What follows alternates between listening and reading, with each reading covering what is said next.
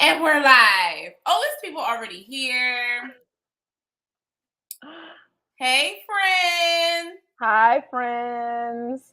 All right, so we're just gonna let folks roll in. Trickle in, trickle in. Trickle in. I see we already got some folks in the room. Welcome. Thanks for joining us. This is a wet girls' night for me because I thought I had me a little cocktail, but but my cocktail was flat, so it's giving water. Right. I was going to make popcorn, but then I was like, I have to talk and it'll probably get stuck in my teeth as it usually does. So, and popcorn is like your favorite thing. So, you know. It is my favorite thing. Hey, Ken. Ken is in the building and in the comments. Hi, Ken. Miss you, Ken. Love you, Ken.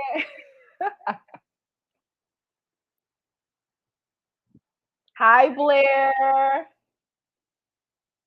Joshua, welcome. Thank you. Hi, Joshua. Thank you so much.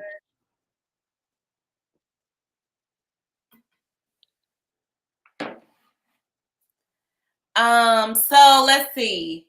It's 7:03. We usually kind of like hang out and let people kind of roll in as they roll in and kind of get the party started around like 7:08-ish. Yeah. So I wonder if I can play some music and we not go to jail. Yeah.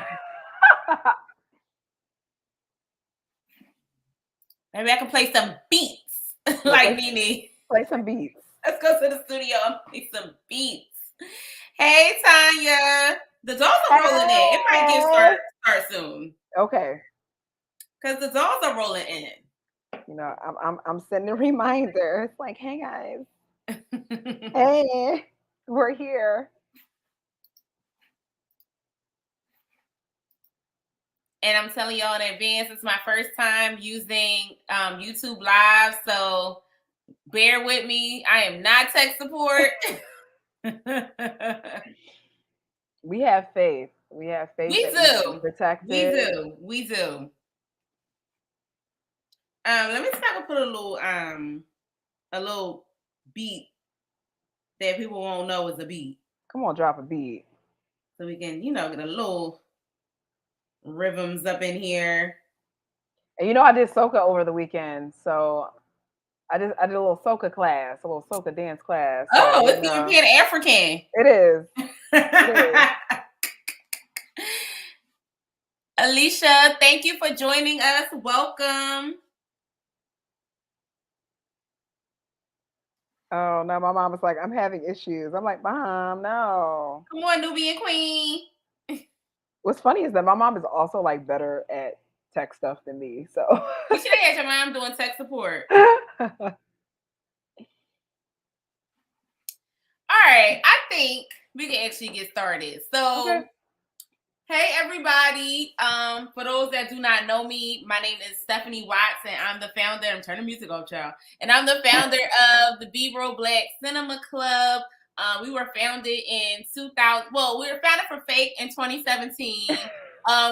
We started really cracking for real in 2018. And our mission is to amplify independent Black filmmakers, as well as outside of just independent films, also rare films, films that have been previously inaccessible, and international films aren't like easy to access, right, by your traditional movie theater. And so, it started with us every single month going to the Brooklyn Academy of Music to check out a new film. But pandemic said we shutting all of that down.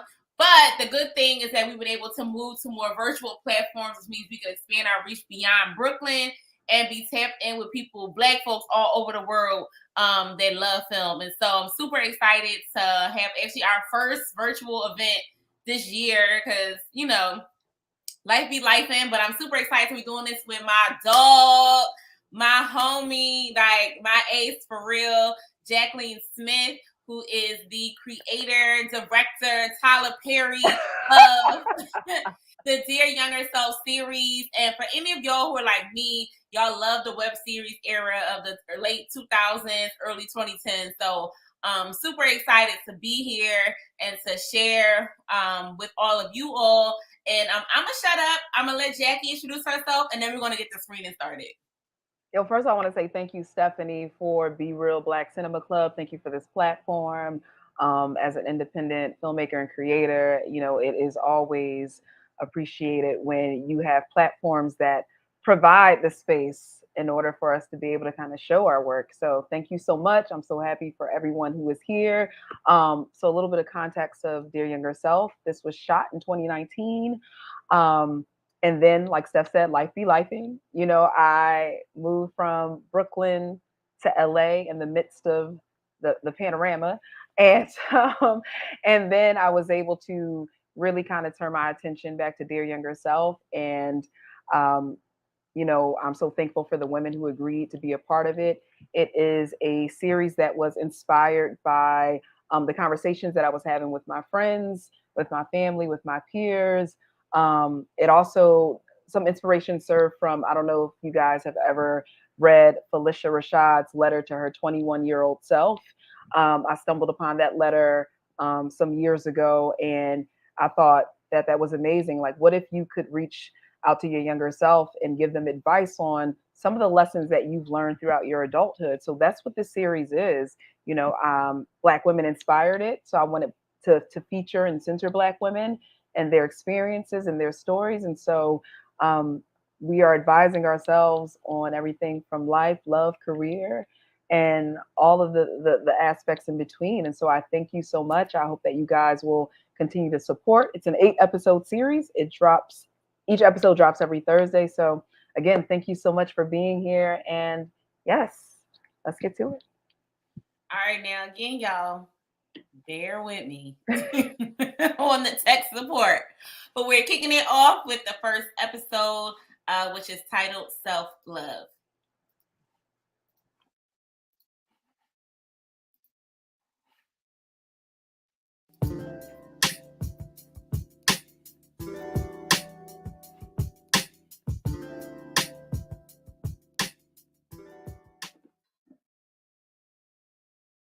The advice I would give my younger self on self-love is the advice that I would offer myself on self-love. I think I would begin with teaching myself what self-love is. I think a lot of times we're taught like how to love others and be selfless, but that is never reciprocated. So I'm still learning how to love myself, how to honor myself and be true to myself. I would tell my younger self to love yourself abundantly, to love yourself as much as you can. Learn about yourself. It's okay to be too into yourself. It's not conceited or like a bad thing or vain. So, yeah. I would just tell myself to put myself first.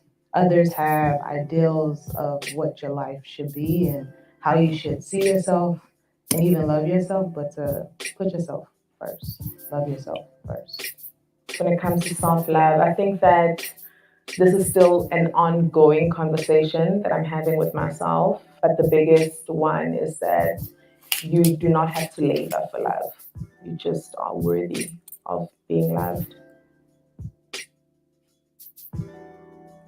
The advice that I would offer my younger self on self-esteem is that when you get to this age, you're gonna be the shit. You're gonna be all right. You're going to know who you are, and you're going to be confident in that.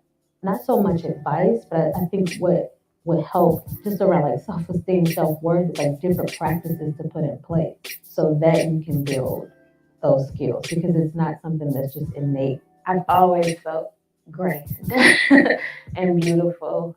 So just keep that same energy. I spent a lot of time doubting myself or seeking the mentor. I thought that there would be this value or I would figure out something more, if I had a mentor. But no one knows your journey more than yourself. You're okay. You're on the right path. The advice that I would offer my younger self around self-doubt is self-doubt is rooted in fear, and fear is not real. So do the thing. Move out of your mother's home or whatever it is that you want to do. Get your passport, travel alone, and don't doubt that it will not work in your favor, because that's absolutely false. It's natural for us to have doubts. It's natural for us to have fears. I think that not addressing our fears and our doubts really holds us captive.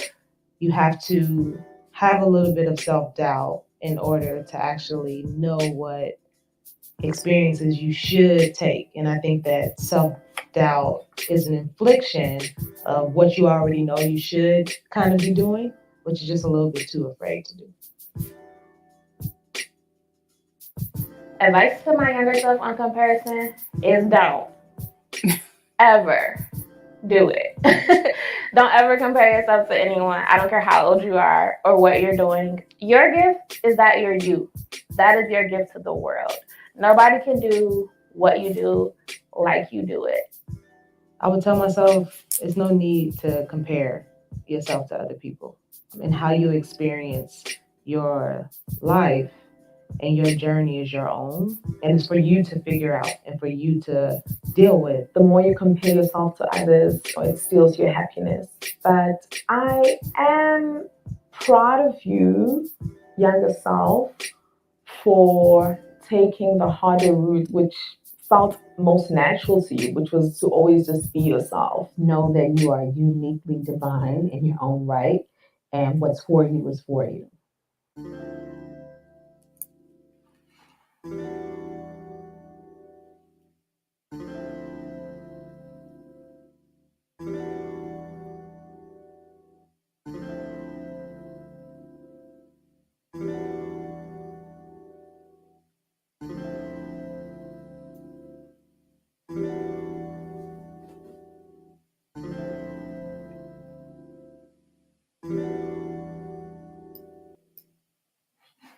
All right, y'all. That was episode 1.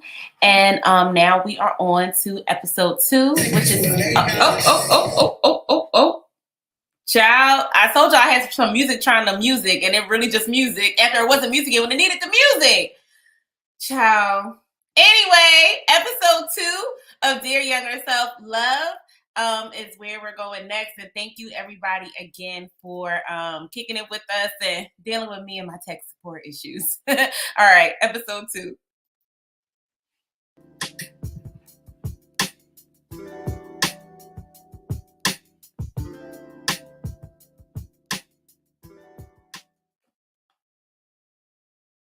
What advice would I offer my younger self on dating? Date, but like, girl. Man, I'm still figuring that out.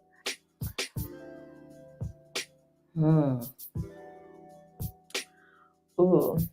Advice I would give to my younger self about dating is date more. I wish I dated more. Dating feels good, until the other person wants what you don't necessarily want. And then you're like, oh, how did I get in this situation? But that's also about being honest and being authentic to who you are. Absolutely don't do things that you don't want to do.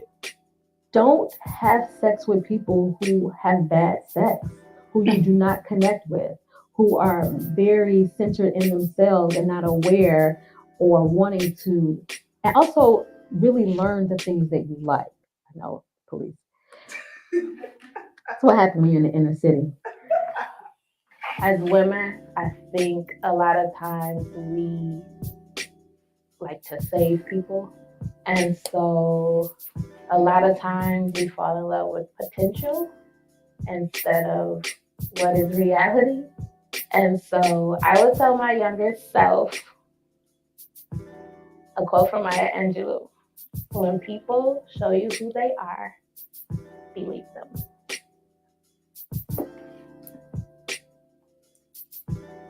The advice I would offer to myself about first love is it doesn't have to be painful and dramatic. I dove right into my first love, and so I wouldn't encourage her to do anything other than that because it helped to shape how I love. What would I offer myself, my advice on first love? Definitely that is not going to work. My first love, one, was my first time dating a woman. that was very intense. And it was also around the time that my mother was very ill and then my mother passed away. So it was like me dealing with grieving the ending of a relationship, but then like the ending of a much larger, more important relationship with my mother. Not that that relationship ended, but just like her being in my life in the physical sense. I'm glad that heartbreak has come into my atmosphere because I think at this point in time, I know how to love myself better and I know how to kind of tell someone how I want to be loved as well. My greatest heartbreak was like losing both of my parents. That has been like, listen, I've dated a lot of women. I've like been in relationship with a handful, and none of those relationships could even remotely add up to like the relationship, with your parents. The advice I would offer to my younger self about heartbreak is that it hurts. And there is no quick fix for it. You have to go through it.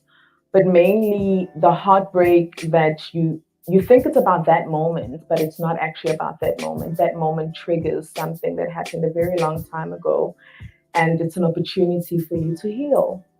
A lot of times when we lose a love or we suffer heartbreak, it's easy to like take all of it personal and consume it and have so much grief, or like, what did I do? It was me. When really sometimes that person just wasn't your person.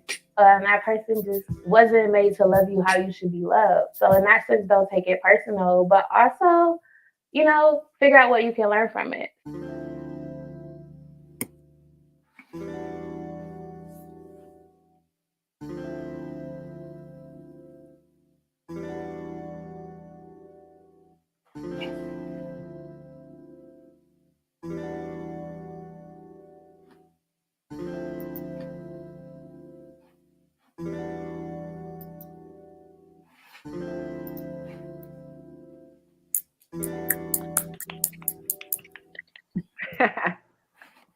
Yes, let's get some commotion in the comment section for Jac'leen. Woo! Clap it up, clap it up. Thank you, thank you, thank you. So, as I mentioned when we first kind of opened up the conversation, and we are good girlfriends. We've been friends since 2008, 2009 sometimes. So we've been girlfriends a long time. And some of our crew is in the comments. So shout out to the Madison Ave crew. That's where it all started. Back when I was Maxine Sean in y'all apartment. Stephanie was the fourth roommate. In a 3-bedroom apartment. I just used to be on a couch for days. Y'all had a whole apartment, but always was with Jackie. So I first want to start the conversation talking about the importance of friendships amongst girls and like relationships amongst girls and like how that has been key to your life and how it influenced their younger self. Yeah, I mean, it's been a huge role in my life. I'm the only child. And so, while there are times that I relish in that and I value that, there are times where I'm just like, I miss really having just folks around, siblings. And, you all have become my extended family, my sisters, people that I can lean on, I can talk to. And, I constantly learn from you all. And so, for me, it was just second nature to be like, okay, let me turn the lens on the people who I constantly am learning from, I admire, I respect. And the way friendship plays a role in my life is that, I have really strong relationships. I have friendships with people who I've been friends with since I've been like 7 or 8. Angie, who is here. Which, by the way, y'all, Jackie and Angie and I both grew up with Angie, but did not know each other until we were adults. Because I know Angie since I was 13. Yeah. Like 13. And you know Angie since how long? Since you were how old? Like 7 or 8. We were in Girl Scouts together.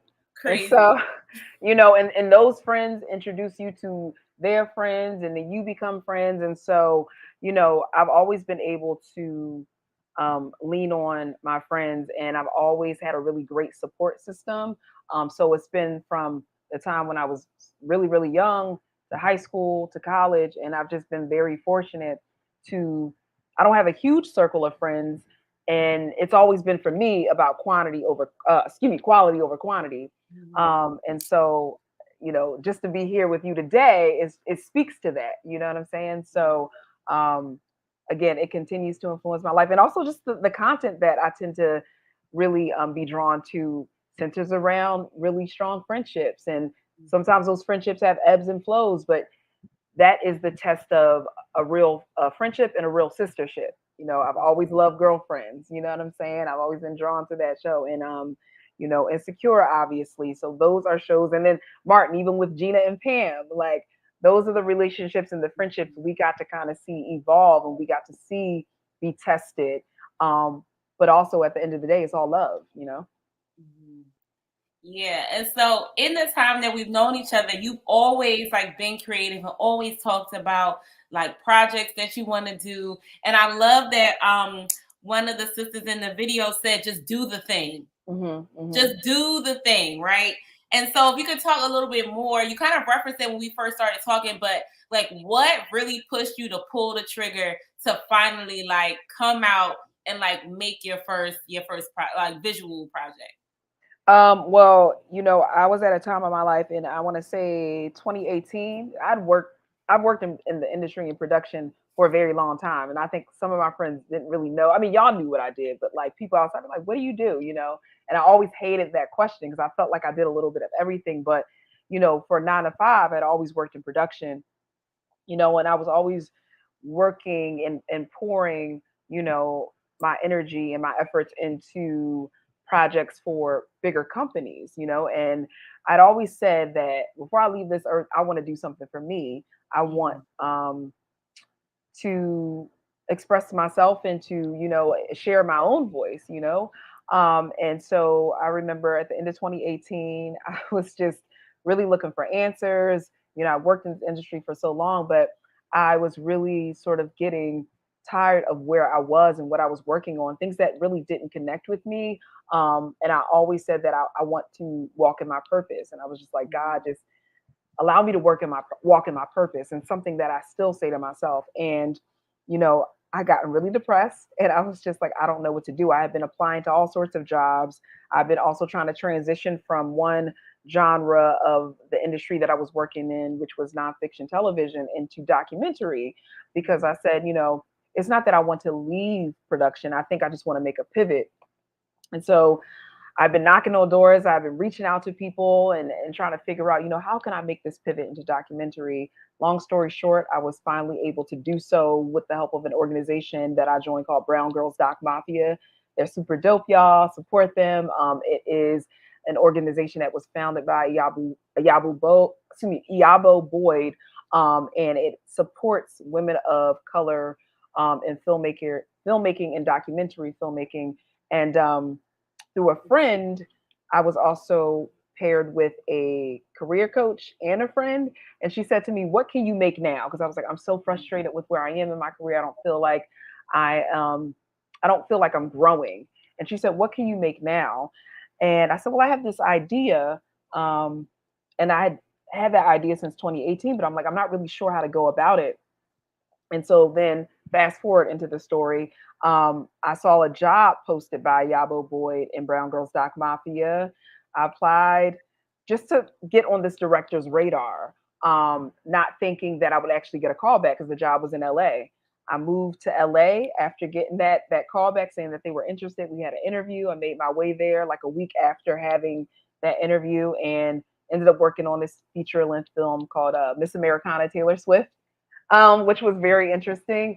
But it was my foray into documentary filmmaking. But I also said, I'm not going to let the fact that I have this job deter me from the fact that I want to make my own series. And, I reached out to crew members who belong to these amazing organizations. Brown Girls Doc Mafia, Women of Color Unite is where I found, I believe, my DP, Sarah Garth, who's amazing, editor, Taylor, who's also very amazing. Taylor Walker, she's amazing. And these people I reached out to, I said, hey, I don't have a lot of money, this is what I have. I expressed to them what my vision was for the series, what my mission was for the series. I also reached out to friends, the 4 women who you see in the series. I didn't know all of them. I knew Nicole, and I also knew Ro. But speaking to them, they were able to introduce me to other women, and they agreed to participate in this project, not knowing what questions I was going to ask. I just asked them to trust me. I told them what the vision of the series was, and they trusted me. And I tried my best to make that environment safe for them. We interviewed the interviewees, one by one. And yeah, and that's how Dear Younger Self was born. And what triggered me to what made me pull the trigger was to say, listen, I know I can be a perfectionist, but I was just like, I can't make sure everything can't be perfect, right? Perfectionism doesn't exist. But what's more important to me is that I get this out there, I share my voice, but also I share the experiences of these other Black women who I very much respect, admire. And, this is a way for me to say, hey, here's a platform for you to share your story, in hopes that it will inspire other people to share their experiences. Yeah, and I'm glad that you kind of started leaning into who all was involved in making this, because filmmaking is a village, for real, Yes. top to bottom. And so also just wanted to so you shared already how you assembled your team, but I also want to hear a little bit about how like sisterhood was kind of built through making this series. Yeah, absolutely. So, like I said, I knew a couple of the women before we started, but the rest I met through either, my friends, or through folks that I reached out to initially and said, hey, I can no longer participate due to schedule, but here's someone I think would be great. And so, I was able to meet these amazing women who already had connections with each other. And, Chanel and we ended up bonding, and we met up right before she left. She actually, I think, lives in Atlanta now. So it was great. She's also a filmmaker and a director. And then Zama, she's been incredibly awesome. Being able to get to know her. And I think in telling people and sharing with people about this series, I've been able to sort of form these connections where people are like, this is really dope. I wish that I could speak to my younger self, and this is the advice that I would give. And I'm like, well, you can do that. You can come to follow Dear Younger Self on Instagram and on YouTube and share your experiences. Like, because this is what my mission has been for this series all along. It's not just for people to tune in and to watch, but I want you to engage. I want you to leave comments on, what advice you would have given your younger self on self-love or love, or how to deal with heartbreak. Because in sharing, we see that we're not walking in these sort of these areas alone. We're not navigating these aspects of our lives alone. Because I think sometimes, especially during this time of the pandemic, we've all, I think, gotten very accustomed to being isolated and feeling like we're alone. And it's like, no, we're not alone.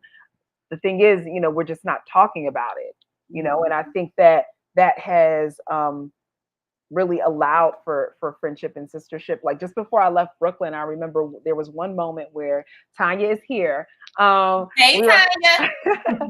Tanya, I was showing her earlier cut, and she was just like, oh my God, you know what I'm saying? She was just like, there's so many things that I wish I could have shared with myself. And my other friends, who were gathered in our apartment, and Candace and I, we used to share an apartment, my good friend Candace, gathered in, you sitting on the floor, just talking about how it was crazy that I was leaving Brooklyn, but also people were kind of broken off in their own little circles, talking about where they were in that period. I had Monica, our friend Monica, she was making a big move at the time as well. And, it was just like, at that moment of this big transition that was happening in my life, everybody else was also going through transitions. And I was witnessing this fellowship, as I was talking, I was also witnessing this fellowship amongst us, and being like, wow, you know what I'm saying? Like, everybody is navigating life the best way they know how.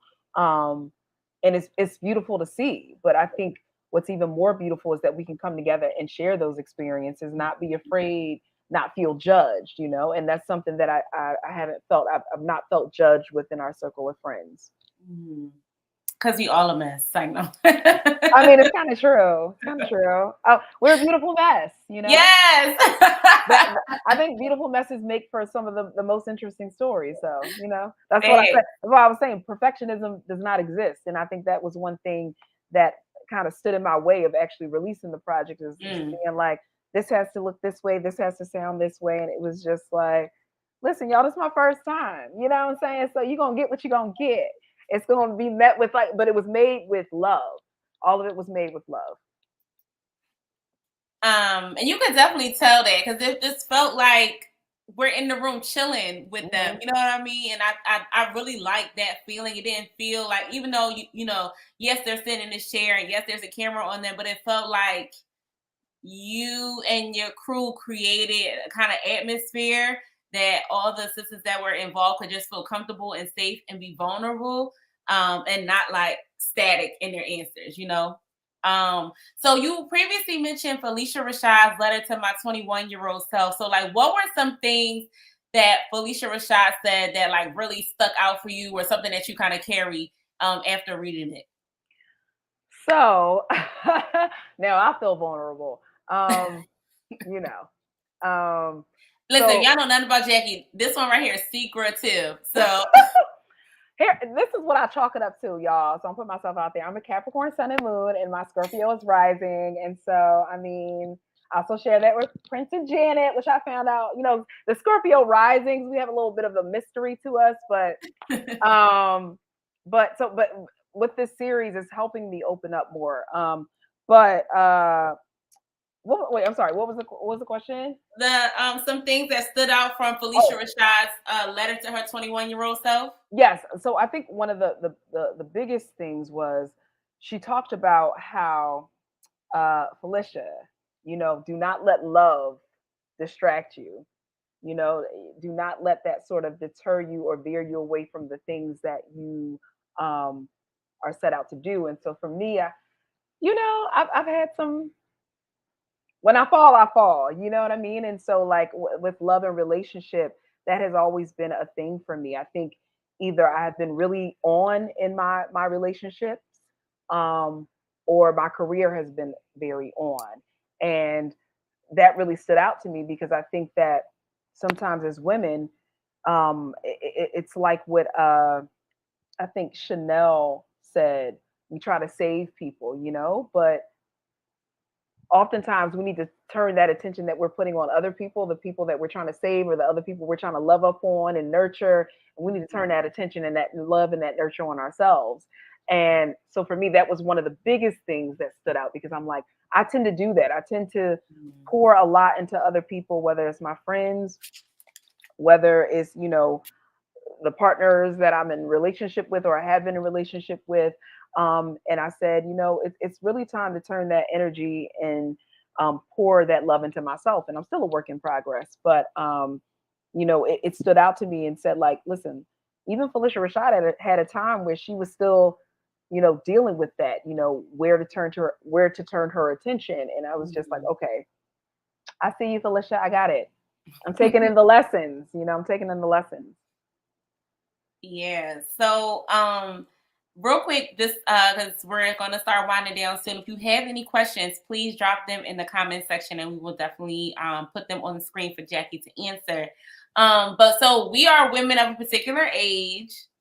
And I don't know what you're talking about. I'm 19. No, I'm kidding. Look, the lighting is kind of washing me out, y'all, but she is fresh faced. So I wanted to ask you, what are your favorite things about being in your 30s? So my favorite things about being in my 30s, I mean, listen, I'm embracing that, you know, FOMO is not really a thing for me anymore. Like that whole fear of missing out, I'm just like, if I can make it, I can make it. Like, you know, I think, because Stephanie, you and I used to run together. I mean, we used to stay out till like 3, 4 in the morning and then turn around and go to work at like 4 hours later. And I'm just like, those days are over. You know what I'm saying? Like, I'm chilling. And that feels good to me, like, because I also have really leaned into like what's meant for me is meant for me. If I'm meant to be at this event, I'll be at this event. Um, and so what I'm really relishing is just like fellowship and community and building community. So it's not really about being out and about all the time, even though I like doing those things. Also, what I'm really relishing, I'm just, I kind of think I've always been this way, but I really like my me time. I really don't have an issue doing things on my own. Like, I like sort of just exploring out, like LA. I'm still kind of new. I've only been here since 2020. So like, you can catch me. I'll be out walking in the neighborhood, or I'm going to like the park by myself. Those are all great things. Like, I don't necessarily need company. I enjoy company, but my me time is something that I really value. I also just, the body's changing, it's doing things. I value that. That's cool. I'm just like, she is me, I am her. This is where we at. I like to snack. I love snacks, aka snack queen. So I love food, and here, I think society, obviously, we log on to different platforms every single day that tell us what we should look like, and, we should waist train this and do that. And I'm just kind of like, or our butt should be out to wherever. And I'm just like, no, that's not how I look like.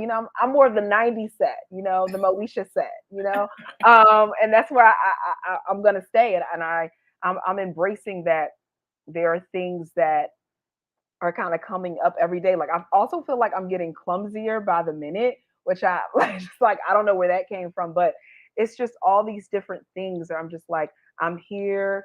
The things that I think I cared about, the more minute things, I don't put so much care or worry into more. I think I'm learning to lean more into the things that actually brought me joy when I was younger, now that I'm in my 30s. Mm-hmm. That's fact. So everybody that's still in your 20s, listen, it's cute up here. It is cute. Real cute up here. It's cute. It's a little less melodrama, still some drama, but a little less of that. And I feel like it's like luxuriate more, in the words of Wendy Williams. You know what I mean? Like, you really enjoy like luxury and like the hustle and bustle of your 20s. You're like, oh, I could just sit down and have my little cocktail, or, one of my friends is very much one of those people that like puts the silk robe on and like all the perfumes just to sit around the house, And I mean, it gives auntie, but it's a vibe, and y'all should definitely try it. It is a vibe. I embrace the auntie. I love it all. And that's something, yes, just being. Like, I love that. Like, I'm embracing just being, where I'm just like, I'm not doing anything today. And that's amazing. I think I'm just going to make some popcorn, or like your friend, I'm going to walk around in my silk robe, and that'll be what the day will be. It doesn't have to give, I'm constantly on the move. It can just be like, be still, because that's necessary too. Mm-hmm. So we have a question in the comments from Aisha Mack. Hey, Jac'leen, what was the most challenging and rewarding part of creating this project? Well, first of all, hi, Aisha. I love Aisha. So Aisha and I went to grad school together, and I love her. Really quick story, I have to say, like, Aisha and I, like, for this our grad program, we got to choose like who we wanted to be roomed with, right? And or I think we got some sort of questionnaire, like, who would you like to be roomed with? And we didn't know if we were Black, but then when we saw each other's names, we were like, she Black. It's the Aisha with the Aisha.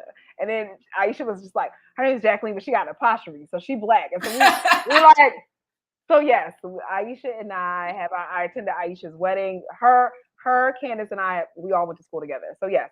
But what was the most challenging, the most rewarding part of creating this project? So the most challenging was, I think, getting out of my own head and actually doing it, and saying like, okay, I have this concept, I've conceived of it now. Okay, let's do it. Okay, I'm making this move. How am I going to be able to balance the fact that, I'm making this huge move, and I still have this series. And, I think what helped me was I already knew what the intent behind it was going to be. And I already knew that I had a bevy of people to choose from to interview. It was now getting those people to say yes. And finding a location, but I had a great producing partner, Davis, who was really great at that, and was able to kind of offer resources. Also, my crew, I wanted to make sure that, like Ava says, she's Ava DuVernay is very much a champion of making sure not only the people in front of the camera are people of color, but the people behind the camera. And I made sure that my crew reflected that. So everybody was a person of color who worked on the crew. Um, so that was the most challenging. And also too, just kind of being, in the post-production part of it, a bit of a one-woman band. Like, again, I have my producing partner, but like, I also had a small budget. So I'm just like, I don't like transcribing, but I was like, I don't want to pay for a transcriber. So I was sitting there transcribing all these interviews and doing the paper edits myself and being like, okay, like, I want to use all of the things that these women have to say because they all offer such amazing wisdom. But we all know we live in a world where our attention span is a lot shorter. So I had to cut these episodes down. And my friend Victoria was so amazing. She offered me a piece of advice, like, you have to kill your darlings, which means you want to use all of the things, but you can't. So that really helped me. And in terms of the rewarding part of creating this project was I got to create with some really, really great people. Everybody on that set was super awesome.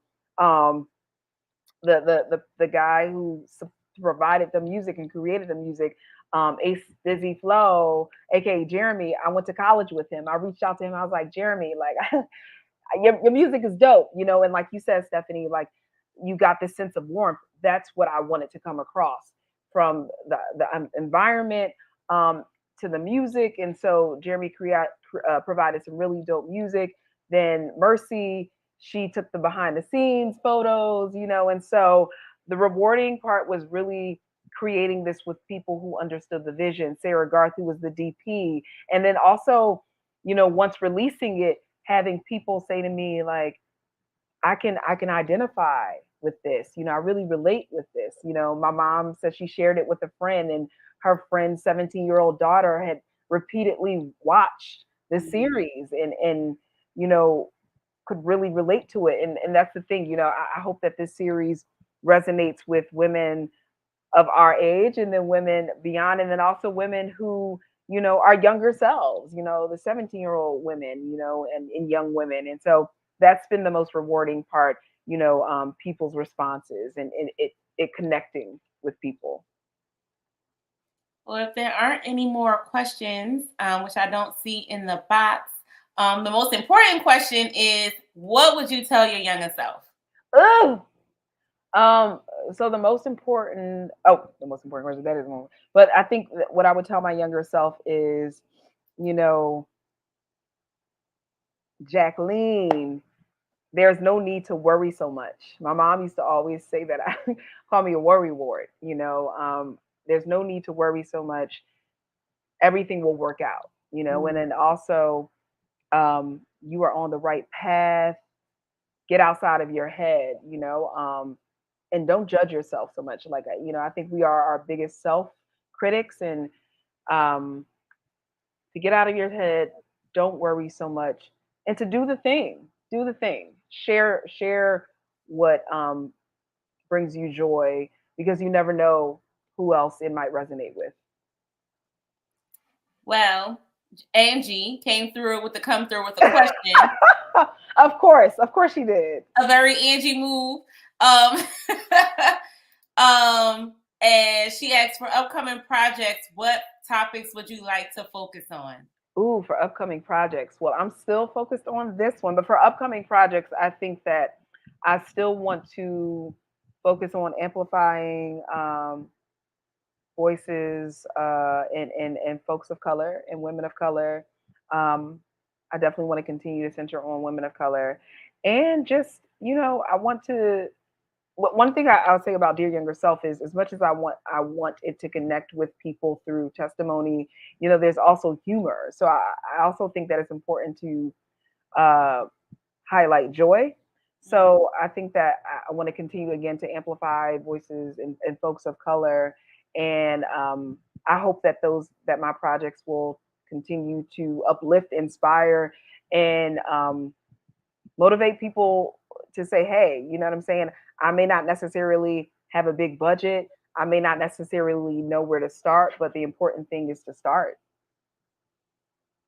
And Angie actually asked me the same question. And I'll say for upcoming projects, I don't know really, honestly. Like, y'all, I just be kind of winging this thing. So I don't really have anything in mind. I just know that my mission, regardless of how things change, is always going to be amplifying Black filmmakers and always using film to build community. You know what I'm saying? Like Jackie mentioned Latanya, like me and Latanya really got close because of Film Club, because we're meeting up every month to go see movies. And like, that's really my homegirl, outside of just films, but that was like the portal for us to like really get close. So yeah, that's it for me. But I wanted to go back to what you would tell your younger self, and that it's gonna work out and doing the thing. So I feel like we can talk for so much longer. I guess I could just wrap it here with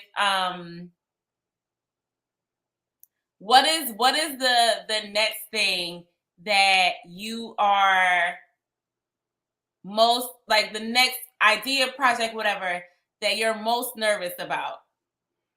Woo, okay. So here's the thing. I'm one of those people that get really nervous about sharing things before it's out. So I'll say this, the next project that I'm working on, it's not mine, but it'll be a project where I'll be utilizing just my voice. And that is something that I have always been very interested in. Cree Summer is an inspiration. Cree Summer, y'all, if y'all don't know, y'all should know. Cree Summer played Freddie Brooks on A Different World, has voiced characters of everyone in every show and in everybody.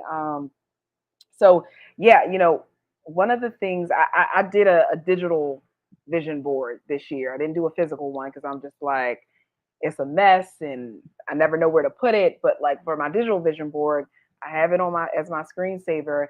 And I was just like, I want to use my voice. I want to utilize my voice more in all facets. So I won't tell you exactly, like I said, what it is, because I always get very nervous. I'll be, like, I don't know if you ever feel this about sort of like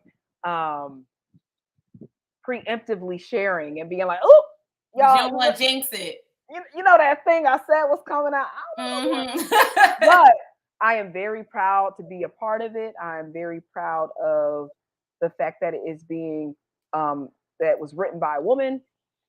And I can't wait to share it with you all. And I hope that you all be receptive. And it's also a little, I'm nervous about it just because, I'm once it's released and it's shared, it's just like, whoa, it is based off of someone else's legacy. And you always want to do the legacy of others and the folks that we revere proud. So yeah.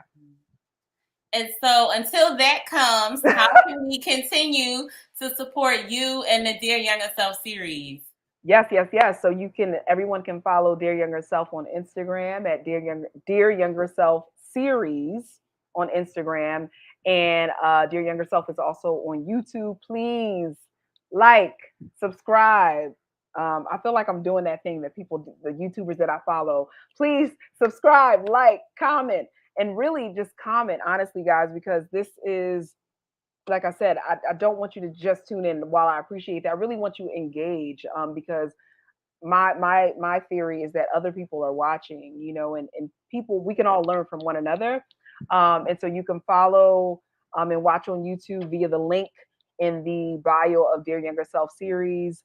And continue to follow us. You know what I mean? Follow us. It's just me right now. I'm a one-woman band, but I hope it turns into an us thing because I feel like it's for us. I made it for us. Y'all inspired it. And so, yeah, I appreciate you all. Yes, we definitely thank all y'all for joining us tonight. Y'all can be anywhere. Y'all can be watching your stories. And I know it's like 4:00 in LA. So y'all could literally be like, ramping up work, but y'all came through to support Jackie and Dear Younger Self. And I really, really appreciate y'all for coming through. As Jackie said, make sure you like, comment, and subscribe Dear Younger Self series on YouTube. And also hang out with Be Real Black Cinema Club. We're on Instagram. Come through. We be doing stuff. Yes. Cinema brunches and stuff. Also, hi, Mom. My mom said Right. Shout out to Nubian Queen in the building. I'm glad we ain't saying nothing too crazy because I did not realize your mom was on till just now. But we were very wholesome in New York, Miss Jackie. We wasn't doing nothing. We were just in the house. My mom knows. Also, Mom, Stephanie wants the light that I have. So giving you that little tidbit. I'm gonna come place my order later, Miss Jackie. But shout out to our crew, because I just want to just reiterate again, like Jackie has really been my friend like 13, 14 years. And our whole crew is mostly only children. And so like we're connected to each other in a very, very like deep way because we don't have blood sisters. So, you know, Jackie, Candace, Angie, Blair, I see Lauren is up in here.